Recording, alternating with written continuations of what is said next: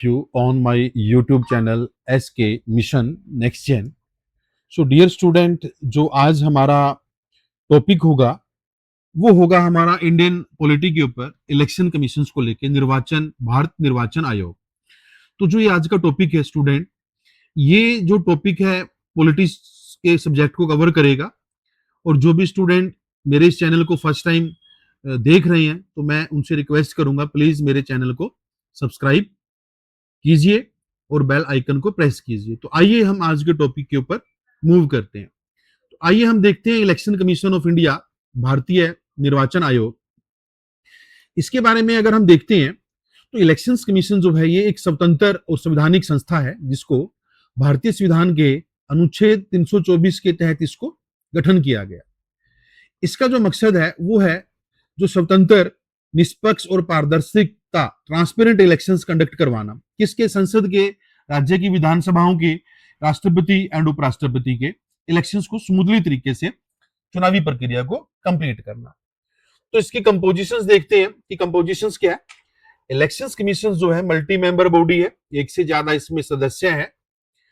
और इसमें अगर हम देखेंगे सबसे पहले आएगा आपका चीफ इलेक्शन कमिश्नर जिसकी संख्या 1 होती है। दूसरे नंबर पे आएगा इलेक्शन कमिश्नर जिसकी संख्या 2 होती है यहाँ पे।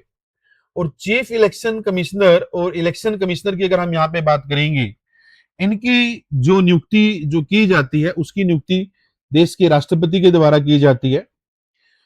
अगर हम यहाँ पे देखेंगे जो चीफ इलेक्शन कमीशन होता है आपका, ये आयोग का प्रमुख होता है। भले ये प्रमुख है बट डिसीजंस यहाँ पे कलेक्टिवली लिए जाते हैं।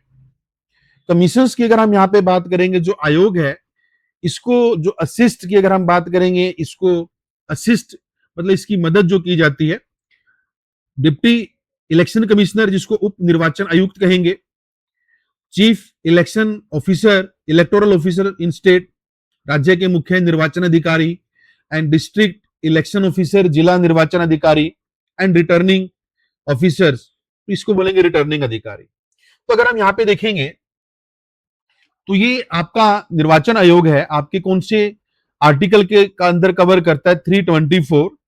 अगर हम यहाँ पे बात करेंगे, इसकी स्थापना हुई 25 जनवरी 1950 को और इसको सेलिब्रेट किया जाता है as a national voter day, मतलब इसको राष्ट्रीय मतदाता दिवस के तौर पे इसको मनाया जाता है। हेडक्वार्टर नई दिल्ली के अंदर है और इसकी जो नेचर है इस बॉडी की, निर्वाचन आयोग की, संवैधानिक निकाय है, कॉन्स्टिट्यूशनल बॉडी है। अगर हम देखेंगे इलेक्शन कमीशन है, ये स्वतंत्रता की अगर हम यहाँ पे बात करेंगे, ये निष्पक्ष बॉडी है ताकि ये इलेक्शंस को फ्रीली कंडक्ट करवा सके। और इसके ऊपर अगर हम देखेंगे किसी भी एनी अदर अथॉरिटी का इसके ऊपर कोई कंट्रोल नहीं होता। तो स्टूडेंट यहां तक सभी को पता चला कि इसका गठन कौन से आर्टिकल के तहत किया गया है, इसमें कौन कौन इसका मेंबर होता है। नेक्स्ट देखेंगे, नेक्स्ट स्लाइड की तरफ अगर हम मूव करेंगे तो यहाँ पे अगर हम देखेंगे इलेक्शंस कमीशन जो है इंडिया, अगर हम यहाँ पे बात करेंगे, इसको जो भी शक्तियां या फिर काम करने के लिए फंक्शंस को लेकर स्वतंत्रता के लिए संविधान से कुछ शक्तियां प्राप्त है। आर्टिकल 324 जो अनुच्छेद 324 की अगर हम बात करेंगे, पावर ऑफ सुपरिंटेंडेंस, ये शक्ति देता है अधीक्षण की। जो इसके अंदर जो है ये चुनावों को अधीक्षण करता है, निर्देशन करता है, नियंत्रण करता है। किसके द्वारा? ये सारी सारी पावर निर्वाचन आयोग के अंदर निहित है। अगर हम यहां पे बात करेंगे इसका काम क्या है? संसद का, राज्य की विधानमंडल का, राष्ट्रपति का एंड उपराष्ट्रपति का निष्पक्ष चुनाव करवाना। और ये कहीं ना कहीं आर्टिकल चुनाव आयोग को स्वतंत्र, निष्पक्ष अगर हम बात करेंगे चुनाव सुनिश्चित करने हेतु यहां पे दिशा निर्देश जारी करता है। ठीक है, कोई डाउट यहां तक स्टूडेंट? आगे हम देखेंगे कि आर्टिकल को, आर्टिकल 325, इसमें इलेक्टोरल रोल की बात होती है, मतदाता का जो नाम होता है उसमें यह कहा गया है कि किसी भी मतदाता को या किसी भी व्यक्ति को अब मतदाता सूची से धर्म, अगर हम बात करें नस्ल, जाति, लिंग के भेद पर आप उसको मतदाता सूची से बाहर नहीं रख सकते अगर वो एलिजिबल है।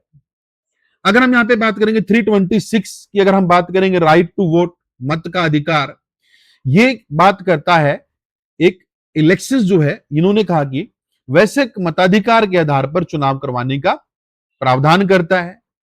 Article 327 power of parliament to make law, संसद के पास शक्ति है कानून बनाने की। तो यहां पे ये कहा कि पार्लियामेंट जो है चुनावों से संबंधित कानून बना सकती है, जैसे रिप्रेजेंटेशन ऑफ पीपल एक्ट, जन प्रतिनिधित्व अधिनियम एक्ट 1950 एंड 1951।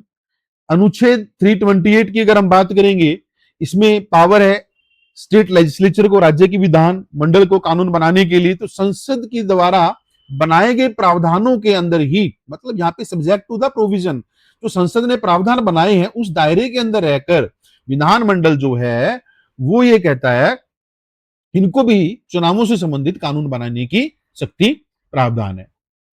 आइए हम देखेंगे यहाँ पे जुडिशियल इंटरप्रिटेशंस की अगर हम यहाँ पे बात करते हैं, यहाँ पे जो न्यायिक व्याख्या जो की गई है, एक फेमस केस रहा है टीएन सेशन बनाम यूनियन ऑफ इंडिया भारत संघ 1955।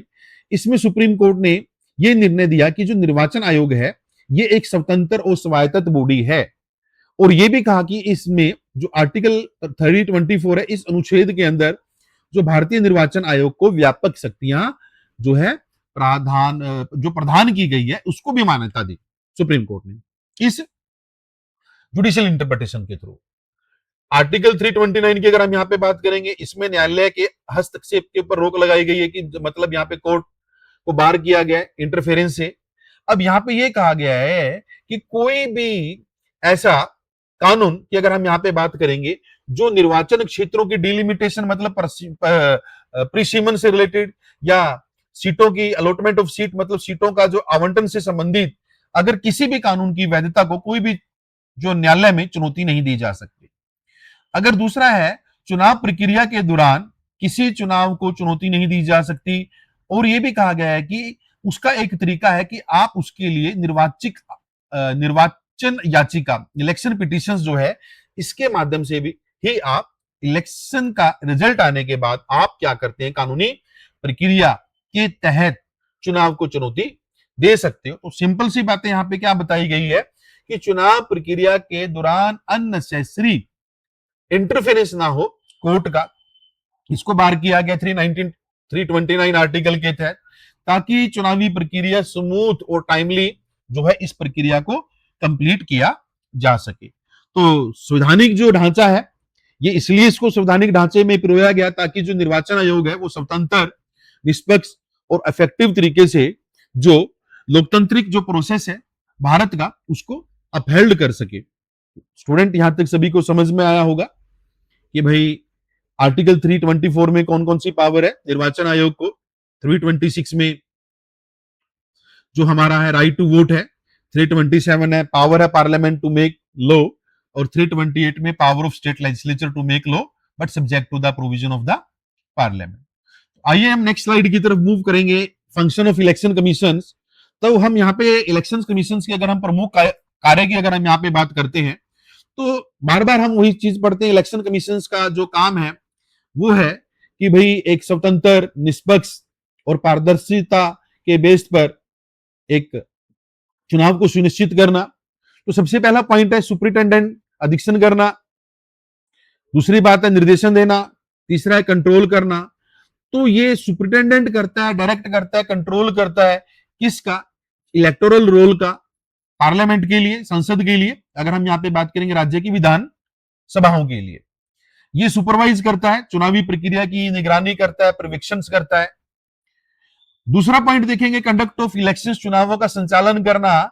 ये इलेक्शंस जो है संविधान एवं प्रचलित कानून के दायरे में रहकर संसद, अगर हम बात करेंगे संसद, राज्य विधानसभा, राष्ट्रपति, उपराष्ट्रपति के चुनाव को करवाता है। अगर हम यहाँ पे बात करेंगे थर्ड नंबर पे प्रिपेयर करना एंड रिवीजन करना इलेक्टोरल रोल का, अगर हम यहाँ पे बात करेंगे जो भी निर्वाचक जो है मतदाता सूची है उसका निर्माण करना और समय समय पर उसका पुनर्निरीक्षण करना, रिवीजन करना, ये यहाँ पे काम है। और ये सुनिश्चित करता है कि जितने भी पात्र नागरिक हैं वो मतदाता सूची के अंदर पूर्ण रूप से पंजीकृत हो या उनका एज ए वोटर उनका मतदाता सूची में नाम हो। फोर्थ पॉइंट देखिए डिलिमिटेशन ऑफ कॉन्स्टिट्यूएंसी की अगर हम यहाँ पे बात करेंगे निर्वाचन क्षेत्रों का परिसीमन करना, डिलिमिटेशंस करना किसका, संसद और राज्य की विधानसभा के निर्वाचन क्षेत्र का। ये डिलिमिटेशंस अगर हम यहाँ पे बात करेंगे, परमिशन आयोग करता है, बट जिसका गठन कौन करेगा, जिसका गठन सरकार की रिकमेंडेशंस के ऊपर किया जाता है। मतलब सरकार इस गठन का किसकी रिकमेंडेशन के ऊपर करती है, निर्वाचन आयोग के सिफारिश के ऊपर करती है। मतलब यहाँ पे ये जो डिलिमिटेशन कमीशन है, इसको सरकार नियुक्त करती है, किसके कहने पर, इलेक्शन कमीशन के कहने पर। आइए fifth point, allotment of election symbol, चुनाव चिन्हों का आवंटन करना। जितने भी चुनाव चिन्ह है, किसी भी मान्यता प्राप्त राजनीतिक दल या फिर किसी भी इंडिपेंडेंट निर्दलीय उम्मीदवार है, उनको चुनाव चिन्ह का आवंटित किया जाता है। 6 देखिए, कोड ऑफ कंडक्ट, आचार संहिता की अगर हम यहाँ पे बात करेंगे, राजनीतिक दल है या फिर कोई भी उम्मीदवार है, उनके लिए आदर्श आचार संहिता जारी करता है, ताकि हम स्वतंत्र और पारदर्शी इलेक्शंस कंडक्ट करवा सकें। अगर हम यहाँ पे बात करेंगे 7वें नंबर पॉइंट पे, ऑब्जर्वर सिस्टम, पर्यवेक्षक प्रणाली एक चुनावी प्रक्रिया को निष्पक्ष एवं पारदर्शिता को सुनिश्चित करने के लिए ऑब्जर्वर नियुक्त करता है, और ऑब्जर्वर आगे फिर वो अपनी रिपोर्ट बना के चुनाव आयोग को भेजता है। 8th पॉइंट देखिए, वोटर एजुकेशन एंड अवेयरनेस करना, मतदाता शिक्षा एंड जागरूकता। इसके लिए मतदाता को जागरूक करने के लिए काफी सारे अवेयरनेस प्रोग्राम का संचालन करता है, ताकि ज्यादा से ज्यादा जो है चुनावी प्रक्रिया के अंदर नागरिक की भागीदारी को हम प्रोत्साहित कर सके, उनको इंश्योर कर सके। 9 देखेंगे, एडवाइजरी रोल। एडवाइजरी रोल की अगर हम यहाँ पे बात करेंगे, एडवाइज करता है संसद और विधान पालिका के सदस्यों की अयोग्यता से संबंधित मामलों में, आर्टिकल 103 के तहत राष्ट्रपति से और 192 के तहत आपके गवर्नर से। अदर फंक्शंस की अगर हम बात करेंगे, रजिस्टर करता है पॉलिटिकल पार्टी का under representation of people act 1951, और रिकॉग्नाइज करता है उनको, रेगुलेट करता है उनकी कंडक्ट को इलेक्शंस के दौरान। तो ये सभी को पता लगा कि फंक्शंस क्या है इलेक्शंस कमीशन के। तो मुख्य पॉइंट क्या है, जो इलेक्शंस कमीशन है, ये स्वतंत्र निष्पक्ष चुनावों का संरक्षक है, गार्डियन है। अगर हम यहाँ पे बात करेंगे, सरकार की नीतिगत मामलों से संबंधित नहीं होता, not concern with policy matter of government. इसका काम सिर्फ चुनाव प्रक्रिया से रिलेटेड है। और जो ये अगर हम बात करेंगे, लोकतंत्र की सफलता के लिए निर्वाचन आयोग की स्वतंत्रता जो है, ये अत्यंत आवश्यक है। ये डिपिक्ट करता है कि अगर हमने डेमोक्रेसी की सक्सेस चाहिए, तो इलेक्शंस कमीशन जो है वो स्वतंत्र और स्वायत्त होना चाहिए। यहां तक सभी स्टूडेंट को अच्छे से समझ में आया होगा, कोई डाउट? आई होप यहां तक कोई डाउट नहीं होगा आपको। आगे हम नेक्स्ट स्लाइड की तरफ मूव करेंगे। जुडिक्शंस ऑफ इलेक्शंस कमीशंस, निर्वाचन आयोग का अधिकार क्षेत्र। जो निर्वाचन आयोग का जो अधिकार क्षेत्र है, संपूर्ण चुनावी प्रक्रिया से रिलेटेड और उनसे रिलेटेड मामलों में पूरा अधिकार क्षेत्र इलेक्शंस कमीशंस का होगा। टाइप ऑफ इलेक्शंस की बात करेंगे, ऑलरेडी हमने पीछे स्लाइड में पढ़ा, संसद के इलेक्शंस, विधानसभा के इलेक्शंस राज्य की, भारत के राष्ट्रपति उपराष्ट्रपति के इलेक्शंस को कंडक्ट करवाना, इसके ऊपर अधिकार क्षेत्र है। ज्योग्राफिकल जुडिक्शंस, भौगोलिक अधिकार क्षेत्र, पूरे के पूरे संपूर्ण भारत में इसका अधिकार क्षेत्र है। ये राज्य, जिला तथा निर्वाचन सत्र के ऊपर अगर हम यहाँ पे बात करेंगे, अपने प्रशासनिक तंत्र के माध्यम से चुनाव को कंडक्ट करवाता है।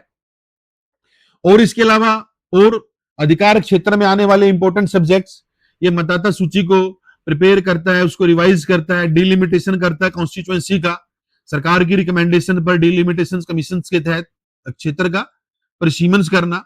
अगर हम यहाँ पे बात करेंगे, चुनाव कार्यक्रम की यहाँ पे समय सारणी को निर्धारित करना, नॉमिनेशन ऑफ कैंडिडेट, उम्मीदवारों के नामांकन की प्रक्रिया, मतदाता यहाँ पे मतदान करवाना, मतगणना करवाना और रिजल्ट्स की घोषणा करना, और जितने भी चुनाव से संबंधित विवाद है उनका निपटारा करना कानून के दायरे के अनुसार। अगर हम यहाँ पे बात करेंगे, लीगल जुडिक्शंस जो है, आर्टिकल 324 और 329 जो संविधान के तहत, और people representation of people act 1950 and 1951 के तहत जो अगर हम बात करेंगे, या फिर कोई भी और इलेक्टोरल लॉ है, उस लीगल जुडिक्शंस के दायरे के अंदर आपका चुनाव आयोग यहाँ पे काम करता है। अगर हम यहाँ पे बात करेंगे इंपॉर्टेंट फैक्ट, इलेक्शंस जो कमीशन है, वेरी वेरी मोस्ट इंपॉर्टेंट, ये लोकल बॉडीज, स्थानीय निकाय, जैसे अगर हम यहाँ पे बात करेंगे म्युनिसिपैलिटी, नगर पालिका, पंचायत या फिर कोई भी अन्य स्थानीय प्राधिकरण के चुनाव को नहीं करवाता, वेरी वेरी मोस्ट इंपॉर्टेंट। तो स्थानीय जो निकाय के जो चुनाव है उसको कौन करवाता है? उसको जो चुनाव जो करवाता है वो स्टेट इलेक्शन कमीशन, मतलब यहाँ पे जो राज्य चुनाव आयोग है अंडर आर्टिकल 343 के एंड 243 243 के एंड 243 ZA के अंतर्गत करवाए जाते हैं। और जो इलेक्शंस कमीशन एक यहाँ पे संरक्षण का काम करता है ताकि स्वतंत्र, निष्पक्ष और पारदर्शिता के साथ जो इलेक्शंस को कंडक्ट करवाया जा सके। तो आप सभी को यहाँ पे जुडिक्शंस के बारे में समझ में आया कि इलेक्शंस कमीशन की जुडिक्शंस कहां तक है, इसका अधिकार क्षेत्र कहां तक है। तो आइए हम नेक्स्ट स्लाइड की तरफ मूव करेंगे कि कुछ की इनिशिएटिव लिए गए इलेक्शंस कमीशन के द्वारा ताकि लोकतांत्रिक प्रक्रिया को मजबूत किया जा सके। कुछ पहल की गई इलेक्शंस कमीशन के द्वारा, जिसमें से सबसे इंपॉर्टेंट आपका SVEEP is a systematic voter education and electoral participation. इसको 2009 में इंट्रोड्यूस किया गया।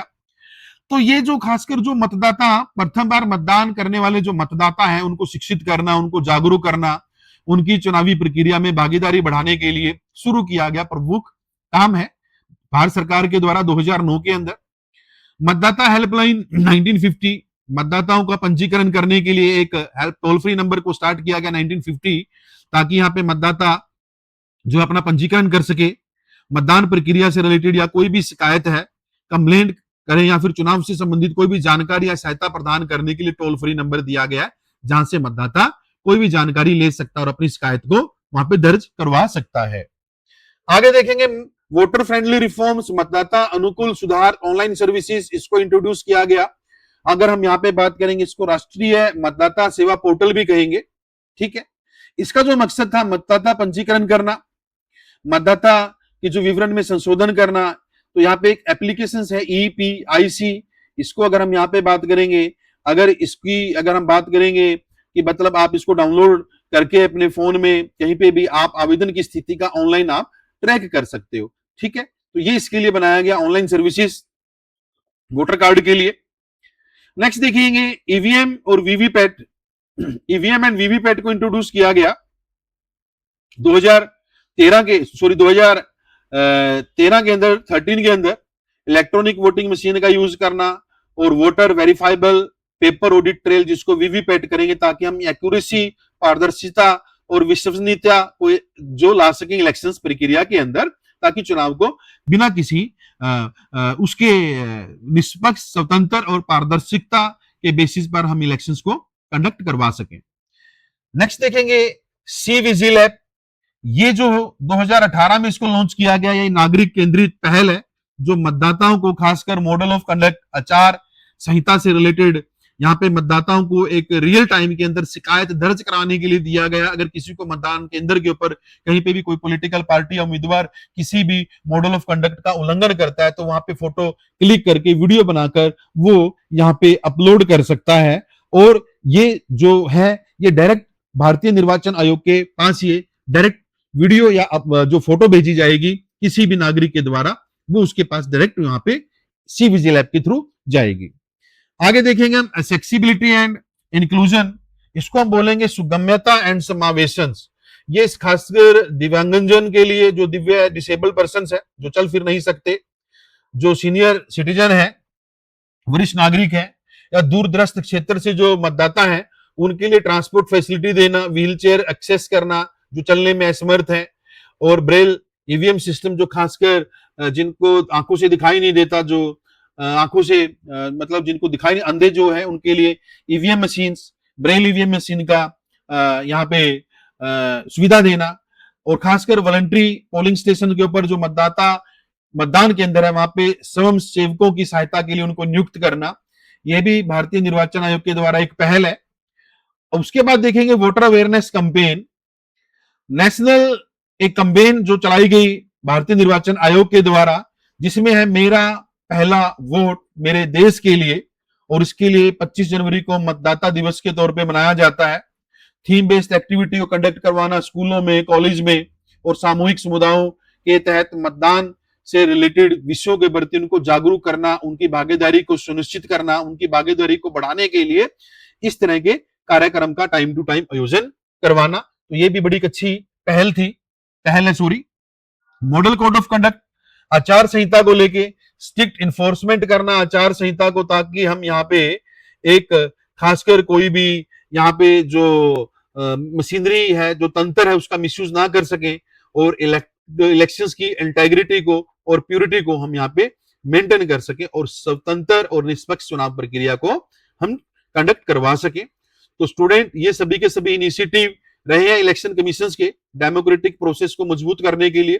काफी एग्जाम में यहाँ से क्वेश्चन आ जाते हैं, खासकर कौन सी ईयर में इसको स्टार्ट किया गया, ऑब्जेक्टिव क्या था, very very most important part.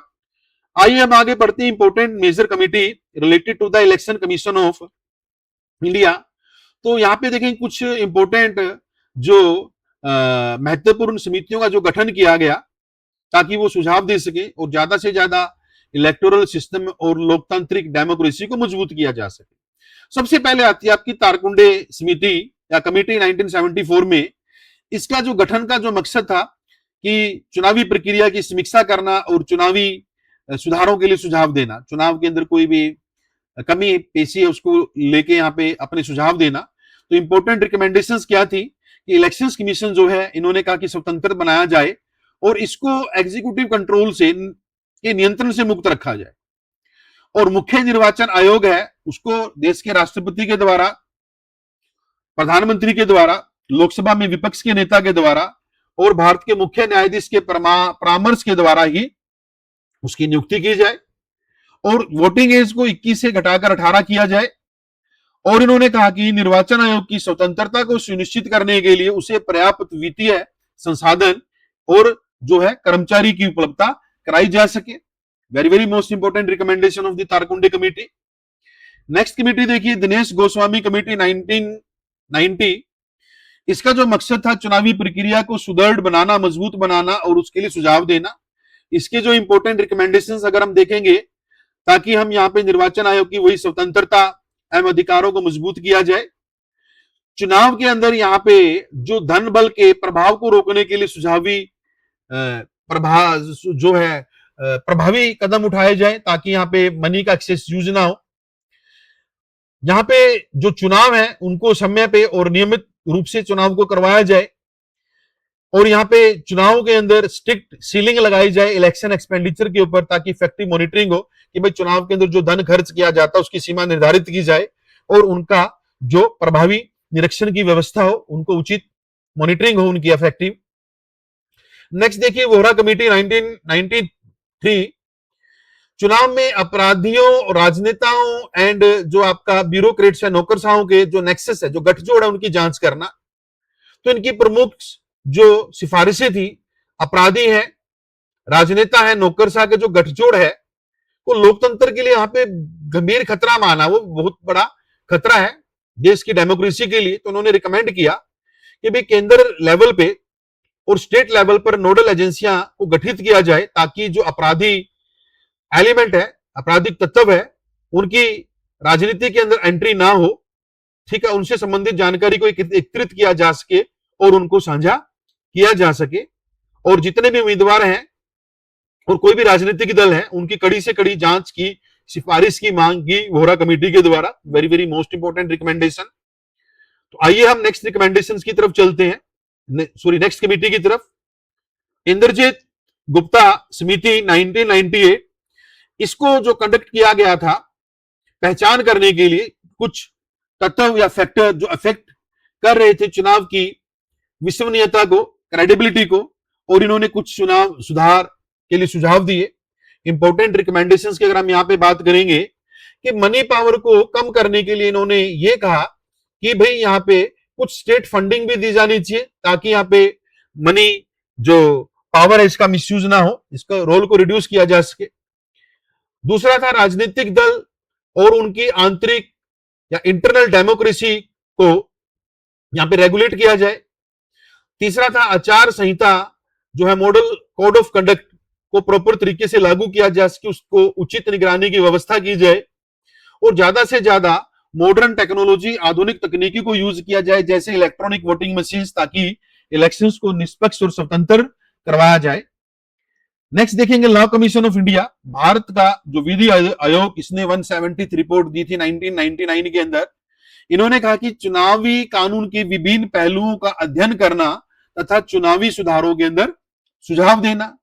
Important recommendations, इन्होंने कहा कि जिन व्यक्तियों पर गंभीर अपराध में आरोप तय हो चुके हैं उन्हें चुनाव लड़ने की अनुमति ना दी जाए। दूसरा, पॉलिटिकल पार्टी की अगर हम यहाँ पे बात करेंगे, आंतरिक लोकतंत्र एवं पारदर्शी ट्रांसपेरेंसी की बात की जाए, यहाँ पे जो चुनावी पॉलिटिकल फंडिंग है, चंदे हैं, उनका स्वैच्छिक वॉलंटरी डिस्क्लोजर, स्वेच्छा खुलासा होना चाहिए यहाँ पे, ठीक है। और यहाँ पे ये भी कहा गया और उनका लेखा प्रशिक्षण करवाया जाए। तो ये बड़ी very very most important recommendation थी लॉ कमीशन ऑफ इंडिया की।